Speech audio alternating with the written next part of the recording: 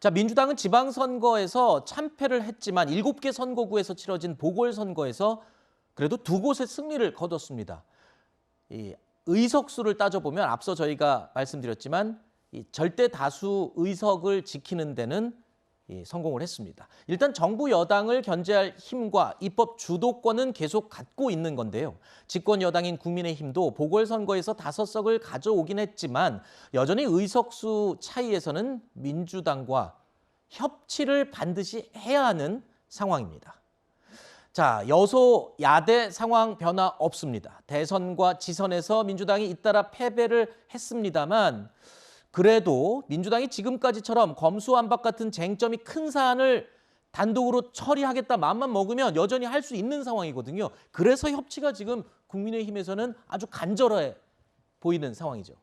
민주당이 아마 다시는 그렇게는 안 할 거라고 저는 생각을 합니다. 민주당이 지금 이렇게 패배를 연속해서 당하는 이유 중에 하나는 현상을 정확히 받아들이지 않고 남 탓을 하는 거, 그리고 두 번째는 과대한 의석수를 믿고 뭔가를 시도했기 때문이라고 저는 봅니다. 근데 민심은 이미 대선과 어제 지방선거를 통해서 확인이 됐습니다. 그렇다면 그 민심을 좇아야 하는 정당의 입장에서 물론 의석수는 훨씬 많이 갖고 있고 절대적인 의석수를 확보하고 있지만 그렇게 마음대로 민심, 민의에 따르지 않고 뭔가를 독자적으로 추진한다는 것은 다음에도 또 선거가 있는 상황에서 하기는 저는 어렵다고 생각하고, 그렇다 하더라도 정부 여당 입장에서는 야당과 계속 협치하려는 자세를 유지해야 된다, 이렇게 생각합니다. 알겠습니다. 지금 이 협치보다 급한 게 지금 당 내홍을 수습하는 게 이 급선무겠죠. 민주당은 대선에 이어서 3개월 만에 또다시 충격의 2연패를 당한 셈입니다. 지난해 4.7 재보궐선거까지 사실상 3번째 연패라고 할 수도 있는데 대선 패배 이후에 유리하지 않은 환경이었음은 분명합니다. 하지만 민주당의 이번 참패는 예고됐었던 거다라는 지적이 많죠. 민주당의 참패를 불러왔던 치명적인 자충수는 과연 어떤 것들이 있었는지 저희가 정리를 한번 해봤습니다. 먼저 첫 번째입니다. 자, 대선이 끝난 이후에 졌지만 잘 싸웠다라는 일종의 프레임에 갇혀서 마이웨이를 걸어왔던 이 부분이었습니다.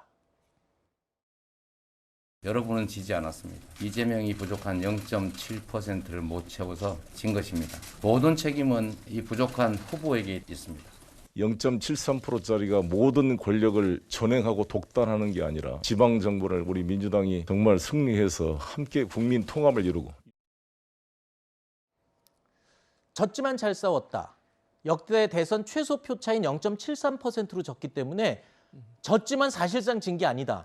이런 마음가짐이 뭔가 깊이 있는 반성과 처절한 몸부림이 없었던 이유이기도 하다. 이런 분석이 있는데 좀 쓰린 이야기지만 예. 인정하십니까? 그러니까 저는 이렇게 생각해요. 그러니까 처음에 지고 나서 비대위 구성에 문제가 있었다. 저는 네. 개인적으로 그렇게 생각합니다. 네. 왜냐하면 비대위를 이제 윤호중 원내대표가 맡았거든요. 그리고 물론 이제 공동 비대위원장으로 박지원 위원장이 들어오긴 하셨지만 그 비대위원장을 좀 우리가 소위 얘기하는 무게감 있고 그다음에 당을 혁신할 수 있는 중량감 있는 분으로 좀 모시고 외부에서 왔다고 하면 변화의 어떤 시동이 더 잘 걸렸을 수 있었을 거예요. 그런데 이제 원내대표 같은 경우도 어쨌든 선거에 함께 참여해서 역할을 했던 분인데 그분이 계속 비대위원장을 만든 것에 대해서 상당히 부정적이었던 것 같고, 또 박지원 위원장 같은 경우에 들어오셨지만 아무래도 이제 그 여러 가지 제한적 요소 때문에 변화와 개혁을 추동할 수 있는 그런 힘을 발휘하는 데는 한계가 있었던 것 같고, 이러다 보니까 결국 민주당이 변화의 모습을 보이지 못한 부분은 국민들이 볼 때는 상당히 아쉬운 부분이에요. 그래서 네. 비대위원장을 내부에서 그냥 원내대표 중심으로 다시 꾸렸다고 하는 부분이 이제 저는 개인적으로 실패의 원인이 되지 않았나 하는 생각이 듭니다. 네. 그리고 두 번째, 선거 패배 후 민주당의 패착은 이게 아닐까 싶은 분석이 나오고 있습니다. 바로 검수완박을 강행했던 그 부분에 대한 부작용이 아니었냐, 즉 다수 의석으로 밀어붙인 부분을 지적하는 겁니다. 자, 민주당은 선거를 앞두고 개혁과제 완수를 명분으로 검수완박을 추진했습니다. 이 과정에서 무리한 조치가 유권자들에게 안 좋은 인상을 줬다는 분석입니다. 형사소송법 일부 개정 법률안 대안에 대한 수정안은 가결되었음을 선포합니다.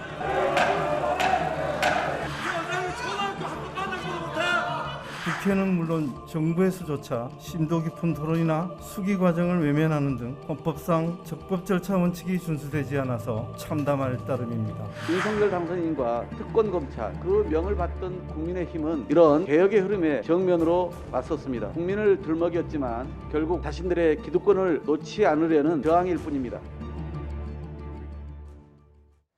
자, 세 번째 민주당의 자충수, 김 빠진 이재명 효과로 꼽아봤습니다. 대선 패배 이후 불과 2달 만에 정치 일선에 나서면서 이재명 당선인의 출마, 자, 이 부분이 어쩌면 이 패배의 또 다른 원인이 아니겠냐라는 분석도 나오고 있습니다. 출마 당시 이야기 들어보시죠.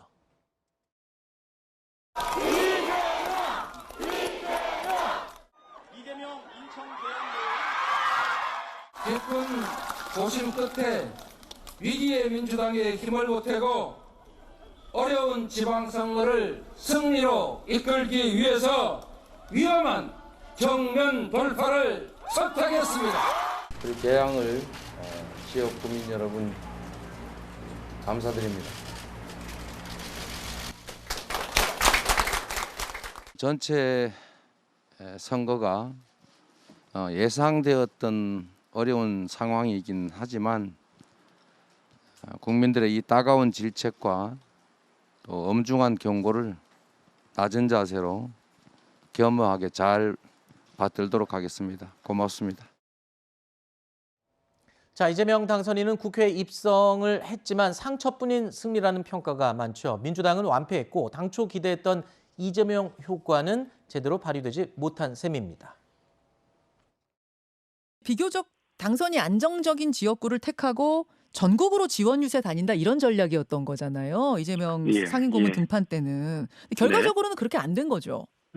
결과적으로 그렇게 안 됐고 오히려 개항에 발이 묶이고 당의 지도부들이 이제 개항으로 찾아가기도 하는 그런 상황이 벌어져서 애초에 다시 정치 전면에 복귀하느냐 마느냐의 문제도 논란이었고 지역구 선택하면서 했었던 그 주장도 사실은 뭐 무의미해져 버린 거죠. 이재명 효과는 결국 없었다고 보세요? 이재명 효과가 기대했던 건 우리가 얻지 못했다고 봅니다.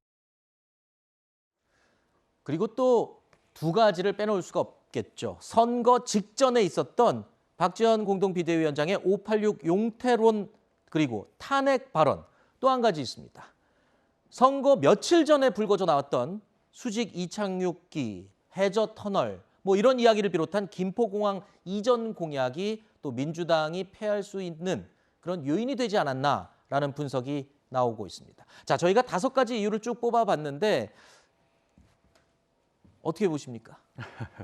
이유가 많은데요. 저는 일단 패장을 계속 내세웠던, 너무 빨리 내세웠던 것에서부터 패착이었다고 저는 생각을 합니다.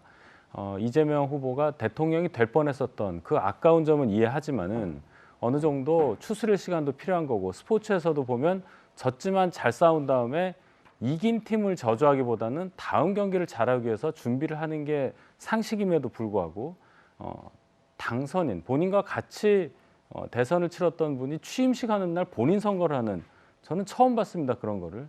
그렇게 조급했다는 것에 대해서 본인은 뭐 당을 위해 나왔다고 하지만 그 패장으로서 또 큰 짐을 지었던 그 부분이 당 전체적으로 큰 패착이라고 보고요. 민주당 검수완박 강하게 이렇게 무리하게 취재한 것도 있지만 더 저는 이상하게 생각한 것은 작년에 원내 대표끼리 국회의장 앞에서 합의했던 법사위원장 자리를 국민의힘에 준다는 그 합의를 완벽하게 파기를 하고 상황이 바뀌었다. 대선을 졌기 때문에 야당이 가져가야 한다는 엉뚱한 논리를 또 들이대면서 국민께 강변하던 그 모습이 저는 가장 큰 패착 중에 하나가 아닐까 이렇게 생각합니다. 알겠습니다.